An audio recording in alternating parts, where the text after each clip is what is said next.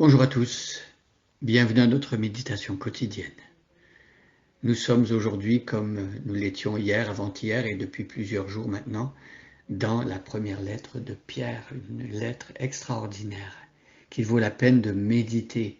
Combien je suis heureux de méditer ce texte avec vous depuis plusieurs jours.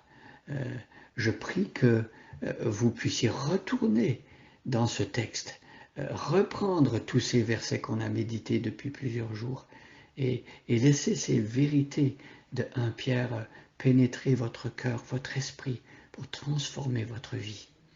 Alors aujourd'hui, nous allons continuer dans 1 Pierre chapitre 1 et je vais reprendre depuis le verset 1 et nous allons lire aujourd'hui le verset 11. 1 Pierre chapitre 1, verset 1 jusqu'au verset 11. Prenez votre Bible avec moi et suivez attentivement, c'est la parole du Seigneur.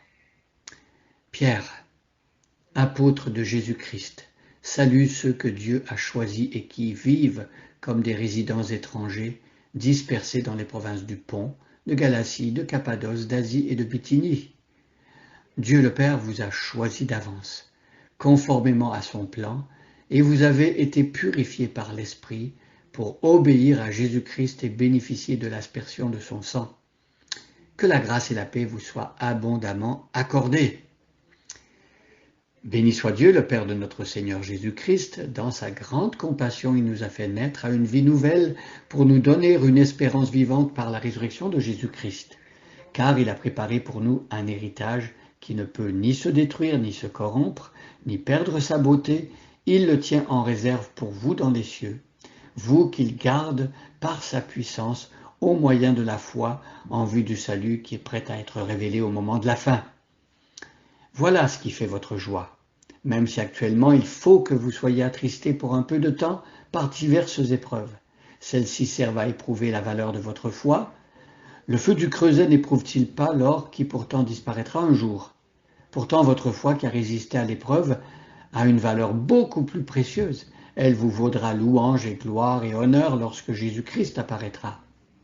Jésus, vous ne l'avez pas vu, et pourtant vous l'aimez.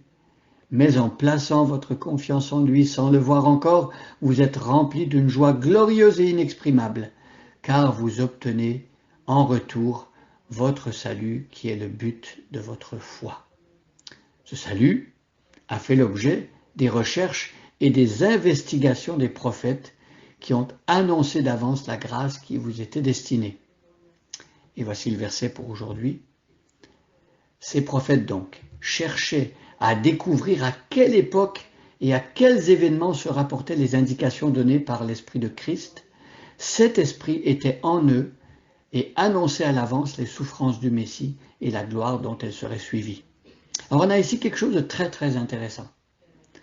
On l'a dit hier, les prophètes, souvent, en prédisant des événements qui allaient arriver plus tard dans l'histoire, ne comprenaient pas eux-mêmes ce qu'ils étaient en train de prédire, de prophétiser. Mais ils cherchaient à comprendre. Ils voulaient savoir qu'est-ce que Dieu avait préparé pour le peuple de Dieu, pour le monde. Et donc ils cherchaient à découvrir à quelle époque et à quels événements se rapportaient les indications données par l'Esprit de Christ. Donc ils voulaient savoir quand le plan de Dieu allait s'accomplir, quand ce que Dieu a prévu allait arriver. Et ils espéraient que ce soit à leur époque peut-être. Mais on sait, nous, qu'il a fallu quand même beaucoup de temps avant que le plan de Dieu aboutisse.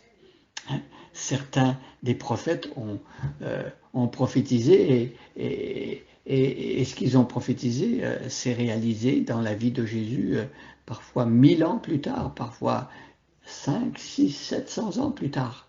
Vous voyez, ils cherchaient à découvrir à quelle époque et à quels événements se rapportaient les indications données par l'Esprit. On a un détail intéressant ici. Alors, on a ce détail qui nous montre que l'Esprit de Christ, l'Esprit du Messie, agissait dans l'Ancienne Alliance, agissait dans la vie des prophètes. N'est-ce pas extraordinaire? de voir, de se rendre compte que la troisième personne de la Trinité, l'Esprit, qui est l'Esprit de Dieu ou l'Esprit de Christ, cet Esprit était à l'œuvre dès l'Ancien Testament.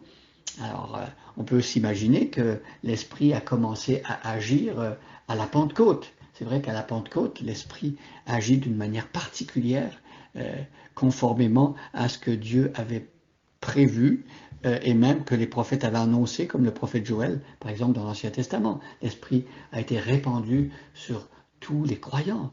Et dans ce sens-là, c'est très différent de ce qui se passait dans l'Ancienne Alliance. Mais l'Esprit inspirait ces prophètes-là. Ils étaient inspirés de Dieu. Et le texte dit, cet esprit était en eux et annonçait d'avance les souffrances du Messie et la gloire dont elles seraient suivies. Alors les souffrances du Messie, on en parle dans Zacharie, par exemple, le prophète. On en parle aussi dans Ésaïe 53, dans le psaume 22. Plusieurs textes prophétiques nous rappellent que ce Messie devait souffrir avant d'entrer dans sa gloire. Et c'était bien là la difficulté que certains religieux, certains juifs de l'époque de Jésus rencontraient. C'est une difficulté qu'ils avaient de ne pas comprendre que ce Messie annoncé, il ne serait pas seulement glorieux, mais il aurait à souffrir d'abord. Nous rappelle le texte de la Genèse au chapitre 3, verset 15, où c'est écrit que la descendance de la femme allait écraser la tête du serpent, mais le serpent allait lui mordre le talon. Alors on parle ici de souffrance. Et donc dès la Genèse, quand on annonce qu'un jour le salut viendra, eh bien on comprend que déjà pour celui qui apportera le salut, il y aura des souffrances qui seront engagées. Le Messie devait donc souffrir avant d'entrer dans sa gloire. Et n'est-ce pas que c'est important de comprendre aussi que ceux qui veulent marcher dans les traces de Jésus-Christ avant de régner avec lui dans l'éternité doivent, comme l'apôtre Pierre l'a dit aussi, passer par des moments de souffrance. Donc, unis à Jésus-Christ, nous sommes en communion avec ses souffrances et nous expérimentons aussi la puissance de sa résurrection, comme Paul le dit dans ses épîtres. Donc, ne soyons pas surpris lorsqu'il faut souffrir. Acceptons les souffrances de Christ si nous voulons être en communion avec lui. Acceptons d'être comme lui dans le monde, comme le monde a rejeté Jésus et ne l'a pas aimé. Acceptons que parfois il y aura aussi de l'opposition dans nos vies, mais comptons sur la puissance de sa résurrection parce que si nous sommes en union avec Jésus-Christ, tout ce que Jésus-Christ a vécu, eh bien, nous le vivons avec lui. Il nous fait participer à sa gloire et il nous fait partager ses victoires et tout ce qu'il nous a acquis à la croix.